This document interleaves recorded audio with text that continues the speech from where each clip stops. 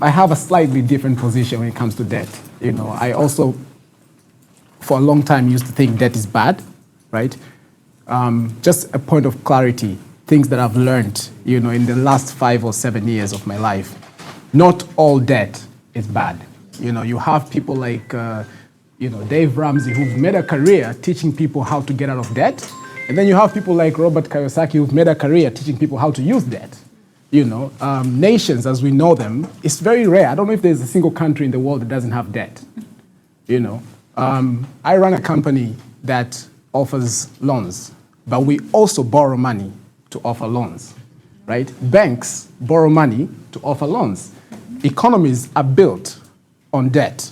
So the absence of debt actually catalyzes growth. I think the question that we need to be aware of is what is productive debt and what is unproductive debt. So if you buy debt to buy things or to access things that are not productive, then that's bad debt. If you get debt to use things to reproduce, there's nothing wrong with that. Ultimately, it goes back to your own moral conscience. There's some religious backgrounds that believe debt is bad. If that's you, that's completely fine. So there is no one way. And I don't want you to feel that you cannot do business without debt. There's a lot of businesses that are debt-free, but there's also a lot of successful businesses that have debt. So there is no one answer to this question, right? Ultimately, at the end of the day, you have to sit down and figure out what helps you sleep at night. If debt does not give you sleep at night, don't get into debt. There's no point, right? But yes, it's possible to build a business without debt. Right, so don't use debt as an excuse for not reaching your goals. But also, don't be afraid of debt for the sake of utadaiwa. There's a lot of people who, are doing fine in that. I don't know if that kind of clarifies. I don't want to get into too much detail because we don't have enough time. The issue of generosity. I think the point of money also is to give us the freedom to be generous. Right? I think at the end of the day, if we have so much money and then you have no one to share with, I don't know what's the point of that. So I think there's nothing wrong with being generous. At the end of the day, it goes back to your own goals. What do you want to achieve? What is important to you? There's a famous, for those of you who know scriptures, there's a famous story of the old woman who gave 2 cents, and then Jesus says that she's given more than everyone who was given a lot, right? And maybe that's you. Maybe for you to give what you don't have gives you peace, and that's fine. And that's the point of this book, is that finance and money is so personal that if I give and I go home and I eat, dry bread and tea, and I'm at peace because I feel like I've done my duty as a human being, and I die happy, that's fine, right? But if that is frustrating you, that you're giving money you don't have, then something's wrong. And so what you need to do is maybe go back and reevaluate from your background. Why are you stuck in that loop? Why do you struggle to say no, right? And maybe you find Sam's contact and he teaches you how to say no, with a straight face, right? So chances are, if it frustrates you, there's a deeper issue underneath that maybe cannot be dealt with here. But ultimately, it's something that you may need to deal with if you're going to achieve your goals. The other question that I've been asked to take is our CEO's question here about signaling. Here's my view of this, right? The distribution curve. It's very easy to be average. Like you can do nothing and you'll be average because you just go with the wind, right? We're talking about the ads and stuff, And then you have people on the far end and the people on the other far end. Now, I think if you want to be on the other far end, we have to be willing not to live like average. So basically, we have to look what the 99% is doing and don't do that. That's it. And there is no easy way to put it, because it's not easy to not have the latest phone when everyone has one. It's not easy to not, have a shoe for Sunday, a shoe for Monday, a shoe for whatever, when everyone has one, right? It's not easy, when all your peers, are driving, the latest vehicle, and you're not. At the end of the day, it's not easy. But if you want to be on the far end of the distribution curve, you have to make tough decisions. Yeah. So I wish there was like a pill you could swallow and just makes it easy. It's not. It really isn't, right? So for instance, for me, my wife and I love to travel, But we're very sober about it, that, hey, we don't want to be old and broke. So we're going to travel as cheaply as possible, right? We do camping, because camping, you can camp somewhere that costs $300 a night on a room, but it costs you $10 on a campsite. The same spot, right? But you know what we do? Because for me, I'm looking at if I take the $300 and put it in the market, 30 years from today, I can afford to stay anywhere I want to stay, right? And it's so good to grow old and rich. I think that's, because when you're young, look, man, when you're young, you can enjoy sleeping outside. You can call it, I'm enjoying nature, and it's cool, right? The people who go to Mount Kilimanjaro, they camp, they camp throughout, right?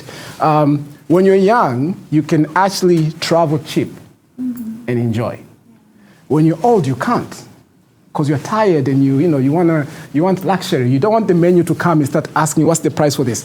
You want to tell the waiter, give me your best dish, and don't care about the price, right? Like that's the kind of life you want to get to when you're older, right? To be able to, pay for your friends' dishes and not worry about what's the bill. You don't need to do that when you're young, right? And so you have to make tough choices, and it's not easy. The good thing is it gets easier the more you make those choices. It gets easier, and for me, for instance, personally, I'm at a point where I get a high at investing.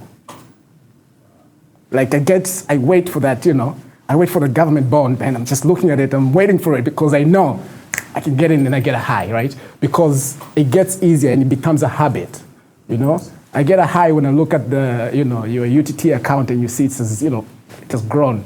When the compounds start kicking in, it's addictive. It's addictive. So the beginning is tough. But the reality of the matter is, if you want to be on the far end of the distribution curve, you can't do what everyone else is doing. It just doesn't work. I think those are my only two questions. I think the final one was your, investment strategy. Yes. Okay. Yes. So earlier I talked about my perception of money, right? About the scarcity mentality, and I started investing with that mentality. And so I focused on government bonds because they're very safe. I focused on UTT because it's safe. I shied away from the stock market, because I was so afraid of the likeliness of losing money. After I realized that my perception of money is limiting me from my investment strategy, I became a bit more open, So right now I'm in the bond market, I'm in the UTT, I buy some stocks. Of course, I'm careful about which stock I buy. I don't just, throw money on stocks. So I have a small portfolio of the stock market. Obviously real estate, a little bit, not aggressively. Again, for the same reasons, it's illiquid, But I've heard countless stories of older people who say, when I was young, there was a lion here, and it's Sinza. And then you're just like, why didn't you buy land when you were young, right? So I try to take note of that I don't want to be in my 60s and some parts of where I can afford to buy now, my kids cannot touch because it's too expensive. I would like to buy land in Masaki. I can't afford it because 1,000 square meters is like $3 million. It's ridiculous, right? But in the 90s, it would have been possible. It's just not anymore. So the places we're looking at, like Gamboni, where now you can get 1,000 square meter for 20 million shillings, by 2050, your children will not touch it. And so your children will ask, Where were you? Right? And so I take note of that, and so I have a small portfolio of real estate. Not a lot, again, because if anything happens, it's very easy, hard to get out. Yeah. Thank you. Sam. Okay, so I am going to bite my tongue about that. Sure, I promise please. you. I'm going to bite We can my have tongue. a separate conversation. Yes. But nimesha kujaribu kulala nje. And I really didn't like it. It's not for everyone. And I say that because I'm trying to make a point. I'm not just trying to make you laugh. One of my favorite distinctions in finance is the difference between cost, price, and value. Cost, price, and value. Cost is what tends to be. The price is what you see on the price tag. So you pay for a car, and you have a price tag. You pay that money. Often we end up at price. Cost is other things associated with owning whatever you're owning. The problem with any purchase is that there are hidden costs that come with it.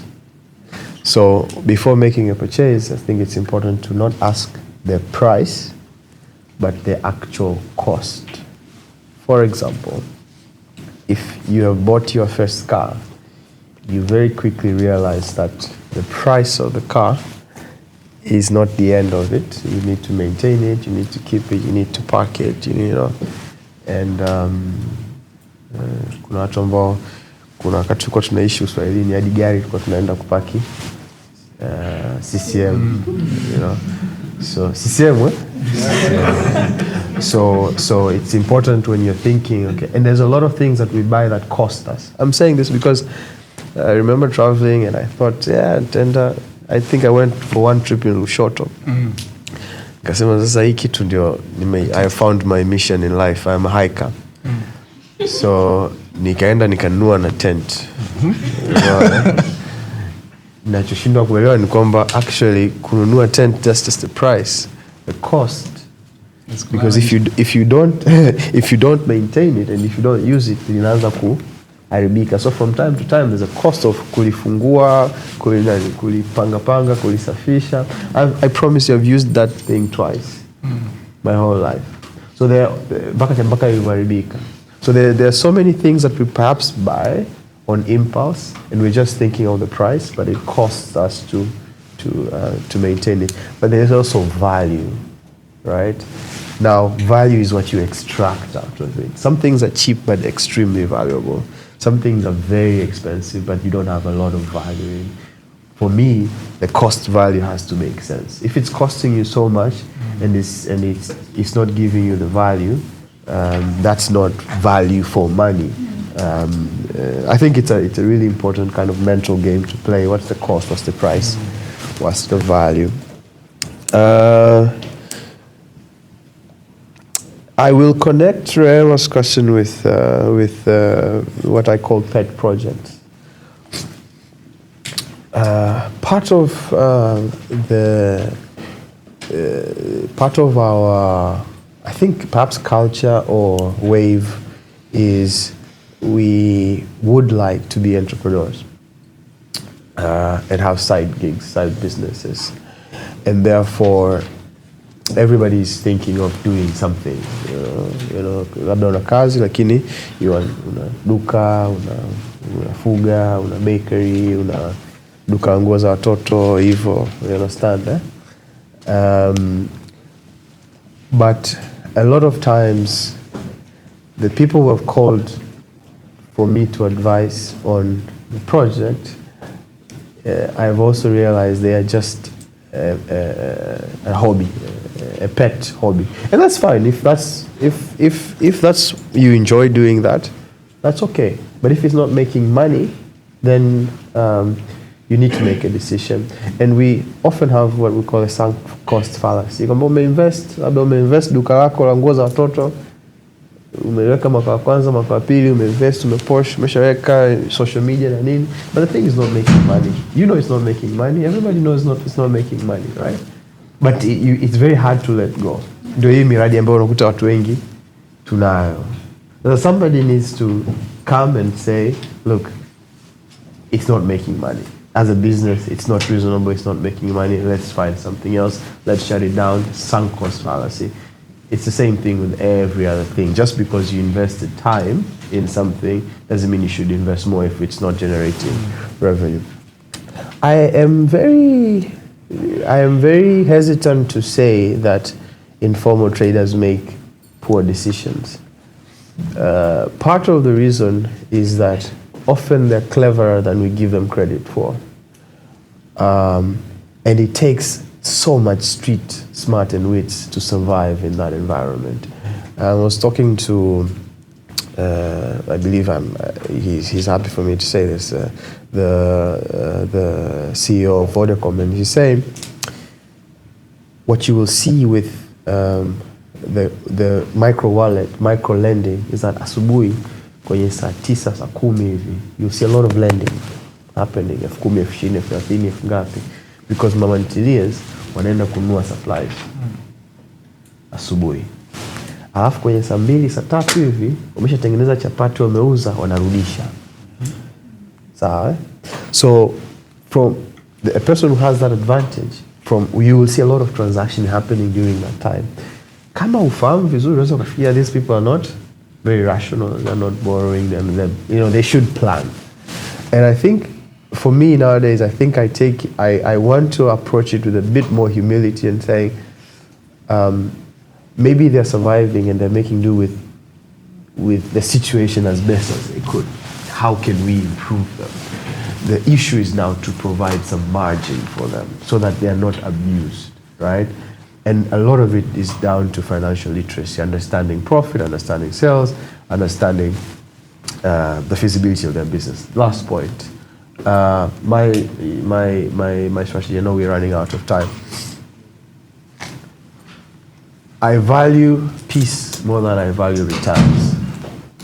I'm happy to give up on a 20% return, but if it's giving me 8, I'm okay as long as it's peaceful.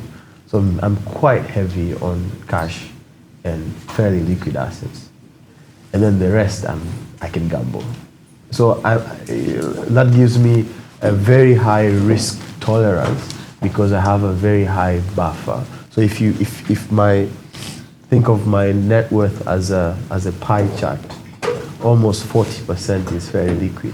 The rest, you can stay with it for 10 years. That's my strategy. In a nutshell, that's my strategy. So that whether that's real estate, whether that's stocks, I'm limited with how much stocks I can do, but primarily real estate and alternatives, things like trading, grains, vitu kama hivyo. Those I'm happy to gamble with, but that's because a significant portion of my portfolio is fairly safe. Mm. So you opt for safety and security more than the possibility of higher returns. Mm. So, Anna. Kulikuwa kuna swali biashara za kuku. Now I mentioned this mwanzoni. I'm a banker. I've been in banking in 15 years. Maybe I'll be in banking for the next 15 years. And then ghafla moja nina staafu naanza kufuga kuku. I don't know nothing about fuga kuku. Itafeli. You understand? Maybe it makes sense ni retire as a banker, I open a microfinance or I open an advisory. That kidogo, that is my area of expertise, right? Ndio maana nikasema mwanzoni kwamba I do my projects now. I test, I fail fast, I move on. Then I know kabisa mimi kuku hapana, mimi ufugaji hapana, mimi tikitimaji hapana. So that when I retire, I'm very clear on what I actually know. And I think the good part is also now when you have that flexibility, try these things. Usiseme when I retire. Now I can afford taking the losses. I have access to the funds. I can say, okay, let's spend a saluni. I can do a few things and I can manage. So if you have a business idea, do not say, I will wait until. Try it out. Test it out. Test your theory. Put it to bed. So that okay, kwenye hii idea 10 nikiretire nitafanya, sita I know for a fact they will not work. So I think that answers that. my investment strategy, do I have a strategy when the strategist does not have a strategy? But bonds, so I've done my share of bonds, and I think it's also just informed by my situation.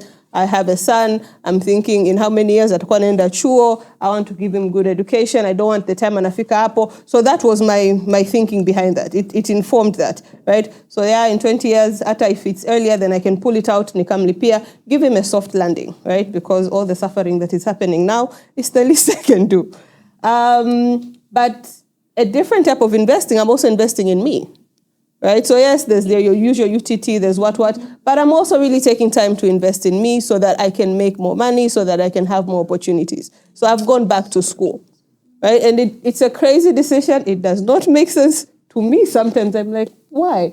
But I don't think we think about investing in us, right? So yes, rather than hela kukaa, but it's important that we also take a portion, whether it is buying books, whether it's a little course here that can help you make money later, whether it's a networking, just put some money to you as well. It might not be going back to school. I appreciate shule is not for everybody. Kuna wengine it's our thing, but find ways to invest in you. If it's something you want to do, kama unapenda kuku kweli, tafuta mtu akufundishe jinsi ya kufuga kuku. That's an investment in you. So yes, I have your UTT in case of emergencies. I have my emergency fund. I have my, savings, standing order. That money goes, yani mshahara wangu mpaka nimeshasahau ni shilingi ngapi, because there's that money that just goes, hata sioni, right? But sasa hivi nilipofika, and it changes. Malengo yanatofautiana. I got a place in my career and I'm thinking maybe I need to invest in me so that I open up the opportunities that are available to me. I guess an add-on, as a wrap-up, just realized you mentioned something that tied to another question that I didn't get a chance to bring it up. I'm talking Muliza online. Emergency fund, is it better to save in TZS or USD? In light of the ongoing. Yes. Or UTT, where you're, getting your interest. So, ukinipa chap, alafu, tunakuwa tumemaliza. Yeah, mimi sasa hivi I've known to be told my people, jamani, save in dollars. If you will need dollars, save in dollars, if you can, right? Because kuna watu unajua school fees maybe, or you'll be traveling, or you need, if you can, then save in dollars. But TZS, if your needs are in TZS, and you earn in TZS, and you will never need dollars, then why are you saving in dollars, right? Why go through the stress? Lazima, because everyone is saying there's a dollar shortage, then lazima have, you understand? So if you can, if TZS is your currency of choice, yes. If you need to remit school fees in a few months and it's in dollars, then please be sensible and save in dollars now if you can. And yeah, so it depends on the circumstances. It depends on the circumstances. So, thank you, everyone. I think we were here. There was a sun shining very brightly outside. And now if you go outside, you'll just enjoy the sight of the moon. So I appreciate your constant engagement and patience for being here with us. Thank you to our, dear panelists for contributing to the conversation. I think it's an important conversation. Thank you, Uongozi, again, for continuing to create such platforms.